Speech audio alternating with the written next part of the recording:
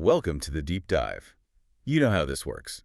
We take your sources, your notes, all of it, and we cut through the noise. We find the core insights. Exactly. The context you need to really get it and get it fast. Mm-hmm. So today's deep dive, it actually starts with a pretty funny story. It was sparked by a discovery someone made just, cleaning the house. And that discovery was a self-help book. A very specific self-help book. And it sort of unlocked this universal question about finding stability when everything around you feels like chaos. And that's the real theme here. How do you build an internal, unchanging core when the whole world outside is just constantly in flux? Yeah. I mean, what's so interesting about this book is that it's evidence of a collective need. When the external rules, get good grades, get a stable job, when they all start to feel shaky. Which they do for a lot of people. Especially for adolescents, they don't just look for new rules outside. They start looking inward. They try to define their own foundation.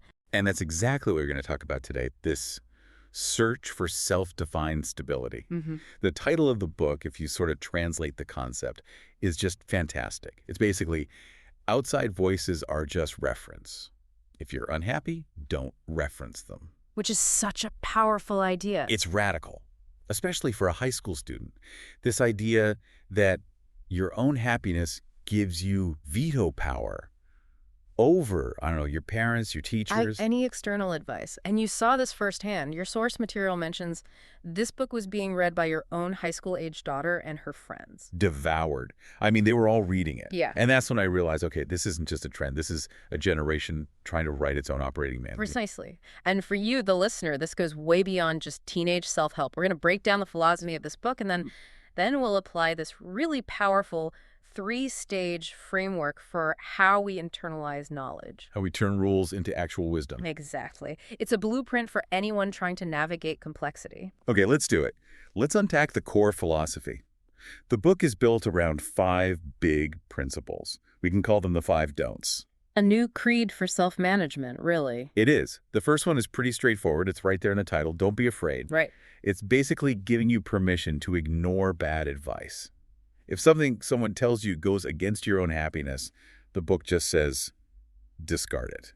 It sounds so simple, but think about the cultural context. It's a direct challenge to the idea of just obeying your elders or institutions without question. It puts the self at the center. Which leads right into the second theme, which is maybe even more individualistic. Don't be silly. And tell us about that one, because don't be silly sounds, a bit simplistic. The book means something much deeper. The actual instruction is, live vibrantly alone first, then seek connection where you are mutually satisfied. Wow. It's a huge declaration of self-reliance. It's saying you have to be strong and whole and stable on your own before you even get into a relationship. Okay, but I have to push back on that a little bit. Yeah. Doesn't that sound almost isolationist? We're social animals. That's a great question, and it is a challenge. But you have to remember the context. These authors, these readers, they grew up with immense societal pressure, constant competition. Huh? So this rule is almost like a defense mechanism. It's saying, don't use other people to fix yourself.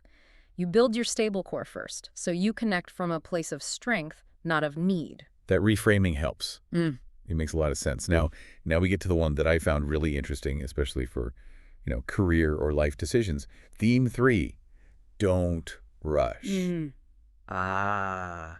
Yes, the timely stop-loss. Making that a life creed. Tell us about that. It's a brilliant concept, taken straight from financial trading. And it says so much about how this generation sees commitment. The sunk cost fallacy. Exactly, that human tendency to just keep pouring energy into something that's failing just because you've already invested so much. Right. The book applies that to relationships, to goals. It says, test things fast and be ready to stop if they're not right.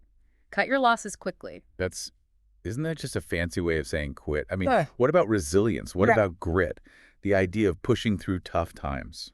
It's not about quitting when things get hard. It's about quitting when things are unsuitable. Oh. That's the key distinction.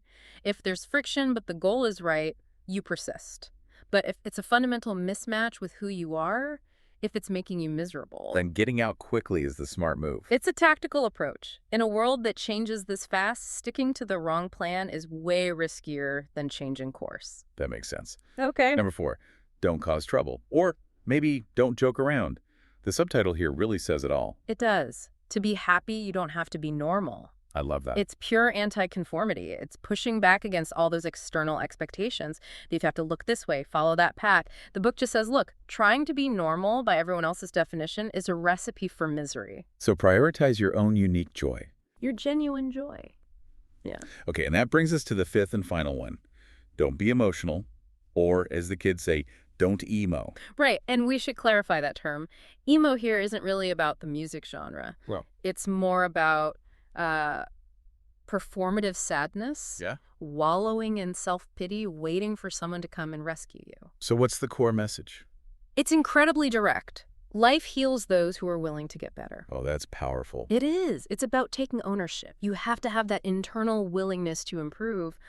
All the sympathy in the world won't help if you don't decide to help yourself. So I had this really intense, self-reliant creed. Now, let's connect it back to the specific context. My daughter, 15, 16 years old. Why did this book, of all things, speak to her so much? Well, you mentioned she was in a new high school, which is already a huge change. A huge change, yeah.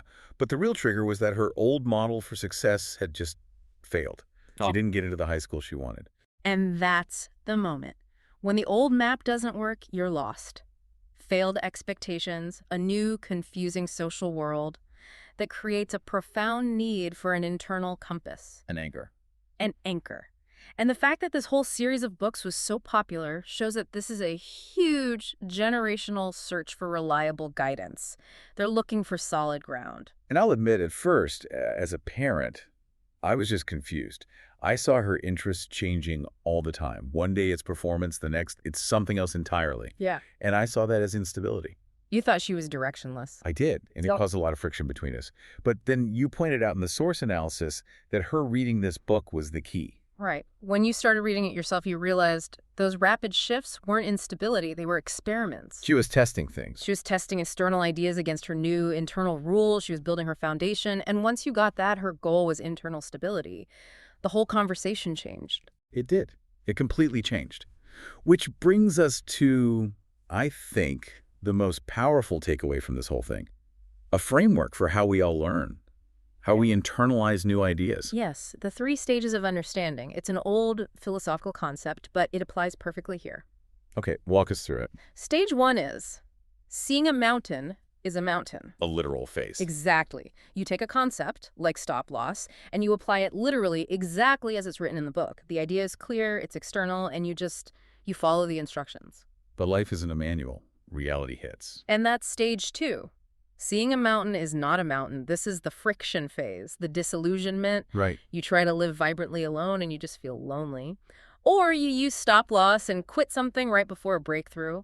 You start to think the advice is junk. This is the critical point. It's the most important stage. So many people quit here. They either throw the whole idea out or they just stick to the flawed, literal version forever. But if you push through that doubt, You reach stage 3.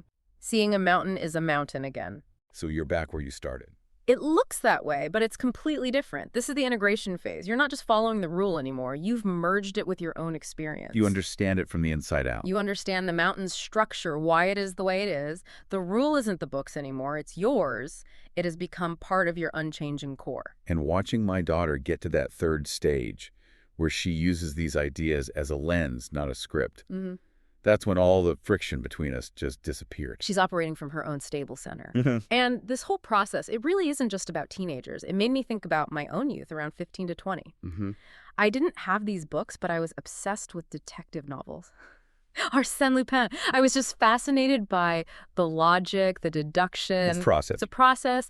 And while I obviously didn't become a detective, that unchanging interest in analytical thinking is a skill I use every single day in my work now. The unchanging part wasn't the career, it was the way of thinking. So the real insight here is that stability doesn't come from giving young people all the answers. No. It comes from giving them the space to build their own internal operating manual so they can handle all the external changes with confidence. Which brings us back to the book that started this whole deep dive. It does. The very end of the book offers this one last wish to the reader. And it's a beautiful one. After this whole journey of moving from external rules to internal wisdom, it says, wish you can eventually become the star you are currently admiring. To become your true self. Your true, stable self.